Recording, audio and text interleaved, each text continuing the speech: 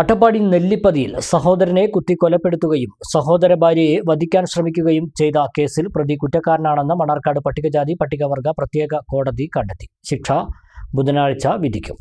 2016 July 18 നെല്ലിപ്പതിയിലെ പുത്തൻ വീട്ടിൽ പ്രഭാകരനെ കുത്തിക്കൊലപ്പെടുത്തുകയും പ്രഭാകരന്റെ ഭാര്യ വിജിതയെ കുത്തി പരിക്കേൽപ്പിക്കുകയും ചെയ്ത കേസിലാണ് പ്രഭാകരന്റെ സഹോദരൻ ശിവനുണ്ണി കുറ്റക്കാരനാണെന്ന് മണ്ണാർക്കാട് പട്ടികജാതി പട്ടികവർഗ പ്രത്യേക കോടതി ജഡ്ജി ജോമോൻ ജോൺ കണ്ടെത്തിയത്.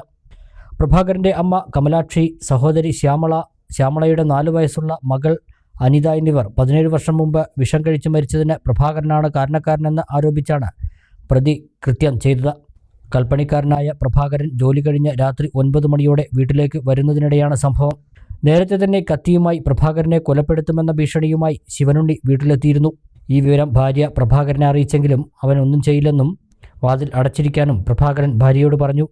രാത്രി 9 മണിയോടെ വീടിന് സമീപത്ത് നിന്ന് പ്രഭാകരന്റെ ശബ്ദം കേട്ട് വിജയ ഓടിയെത്തിയപ്പോഴേക്കും നെഞ്ചിൽ ആഴത്തിൽ കുത്തിയിരുന്നു.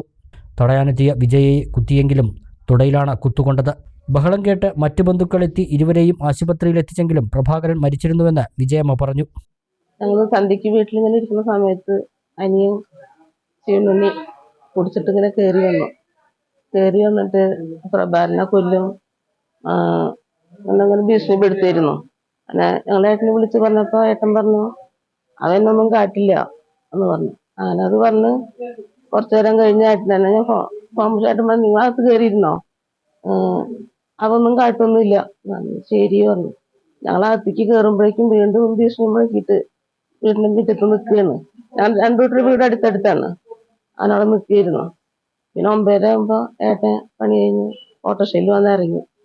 അപ്പോൾ ഞാൻ വാതിലടച്ച് പുറത്തേക്ക് വരുമ്പോഴേക്കും ഏട്ടനും അവനും കൂടി നല്ല വഴക്കായി ഏട്ടൻ വിളിക്കുന്നു.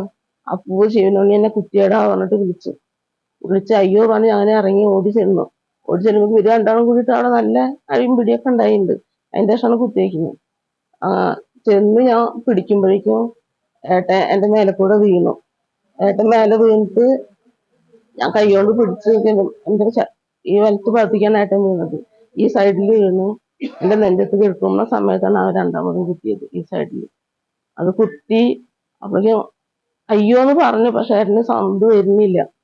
അങ്ങനെ ഞാനും ഏട്ടനും കൂടി വീണ് കിടക്കുന്ന സമയത്ത് അവൻ എന്നെയും കൊല്ലുപടി പറഞ്ഞിട്ട് എന്നെയും കുത്താൻ വേണ്ടി വന്നു. അപ്പോൾ എനിക്കൊന്നും പിടിക്കാൻ പറ്റില്ലായിരുന്നു, തടുക്കാനൊന്നും പറ്റില്ല. ഏട്ടൻ മേലെ കിടക്കണ തടുക്കാൻ പറ്റുന്നില്ലായിരുന്നു. അങ്ങനെ ഞാൻ വീണന്റെ ഈ വലത്തെ കാലിൽ നീട്ടി വെച്ചേക്കുക. അത് നെഞ്ചത്തേക്ക് വന്ന കത്തി എൻ്റെ കാലിൻ്റെ തൊടയിൽ കുത്തി.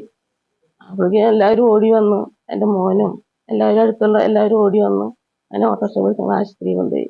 ആശുപത്രിക്ക് എത്തുമ്പോഴേക്കും ആശുപത്രിയിൽ എത്തി ഡോക്ടർ ഉള്ളിലേക്ക് പറഞ്ഞ് പോയി.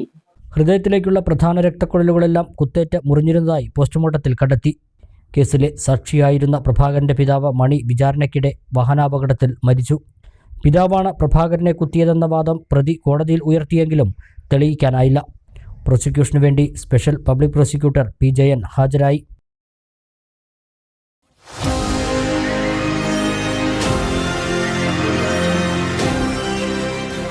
കൂടുതൽ വാർത്തകളും വിശേഷങ്ങളും അറിയാൻ പേജ് ലൈക്ക് ചെയ്യൂ.